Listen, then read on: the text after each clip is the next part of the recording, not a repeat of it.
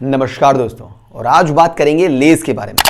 देखिए, जिस तरह से स्टीव जॉब्स ने आईफोन बना के सेलफोन मार्केट के अंदर एक रिवॉल्यूशन ला दिया, जिस तरह से एलॉन मस्क ने इलेक्ट्रिक व्हीकल बना करके ऑटोमोबाइल इंडस्ट्री के अंदर एक रिवॉल्यूशन ला दिया, ठीक वैसे ही हरमन लेज नाम के इस बिजनेसमैन ने सॉल्टेड पोटैटो चिप्स में लेज कंपनी को बना करके सॉल्टेड पोटैटो चिप्स मार्केट के अंदर एक रिवॉल्यूशन ला दिया। और इस रिवॉल्यूशनरी बिजनेसमैन का जन्म हुआ 1909 के अंदर।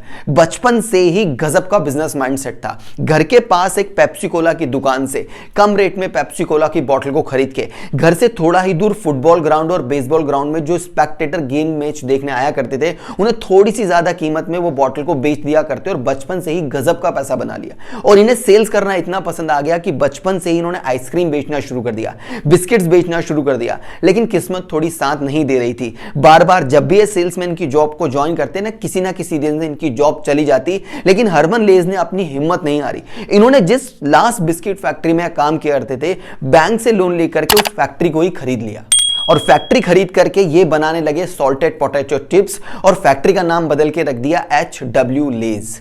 लेकिन ये वो टाइम पीरियड था जहां लोग सॉल्टेड पोटैटो चिप्स को ज्यादा पसंद नहीं किया करते थे। लोग कुकीज को पसंद किया करते थे, लोग कैंडीज को पसंद किया करते थे। इसलिए हरमन लेज ने सोचा कि क्यों ना वो पर्सनल सेलिंग यूज करके डोर टू डोर जाकर के इस सॉल्टेड पोटैटो चिप्स को बेचना शुरू करे। और उन्होंने यही स्ट्रैटेजी को अपना लिया। लेकिन क्योंकि पोटैटो चिप्स की लाइफ थोड़ी कम होती है, क्योंकि वो पेपर बैग में आती हैं, उनमें ऑयल हो जाता है और उनका टेस्ट भी थोड़े टाइम के बाद खराब हो जाता है, इसलिए ज्यादा लंबे टाइम तक इन सॉल्टेड पोटैटो चिप्स को बेचा नहीं जा सकता। बिजनेस माइंड था, इसीलिए उन्होंने इस प्रॉब्लम का सॉल्यूशन भी निकाल लिया। उन्होंने छोटे छोटे प्लास्टिक बैग्स के अंदर अपनी चिप्स को पैक करके बेचना शुरू कर दिया।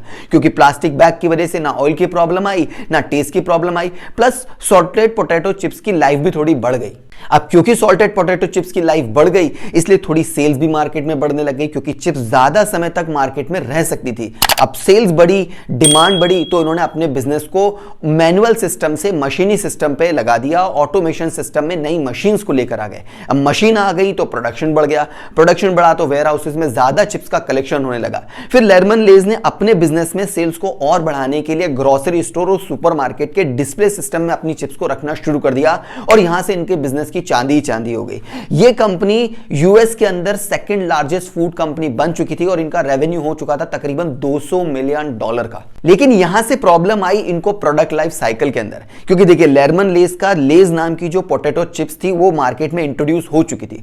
प्रोडक्ट लाइफ साइकिल के हिसाब से उसमें ग्रोथ आ चुकी थी, मैच्योरिटी आ चुकी थी। लेकिन देखते ही देखते मार्केट में एक सैचुरेशन आ चुका था। ना नए कस्टमर मिल रहे थे, ना डिमांड जनरेट हो रही थी, क्योंकि सॉल्टेड पोटैटो चिप्स जैसे नॉर्मल फ्लेवर को ज्यादा टाइम तक कोई खा नहीं सकता था। इसलिए हरमन लेज ने सोचा कि क्यों ना अपने इस सॉल्टेड पोटैटो चिप्स मार्केट में एक ब्रांड एक्सटेंशन लगाया जाए, प्रोडक्ट लाइफ साइकिल के हिसाब से इसमें कुछ नया लेकर आया जाए। इसलिए इन्होंने नए नए फ्लेवर्स को मार्केट में इंट्रोड्यूस करना शुरू कर दिया और इनका गेम फिर से चेंज हो गया। मार्केट के अंदर इनको फिर से नए कस्टमर मिलना शुरू हो गए, नई डिमांड जनरेट होना शुरू हो गई। और इसी भी बड़ी डिमांड को और शानदार तरीके एक्सीलरेट करते हुए उन्होंने मार्केटिंग मिक्स में प्रमोशन में टीवी एड्स को भी यूज करना शुरू कर दिया, जो कि उस टाइम पीरियड का बड़ा नया ट्रेंड था। इस टीवी एड्स की वजह से कंपनी की सेल्स और ज्यादा बढ़ने लगी और इनका रेवेन्यू जो $200 मिलियन का था वो $600 मिलियन का हो चुका। और इसी तरह से हरमन लेज के बिजनेस माइंड की वजह से इस कंपनी का मार्केट शेयर आज पूरी दुनिया में 65% का है।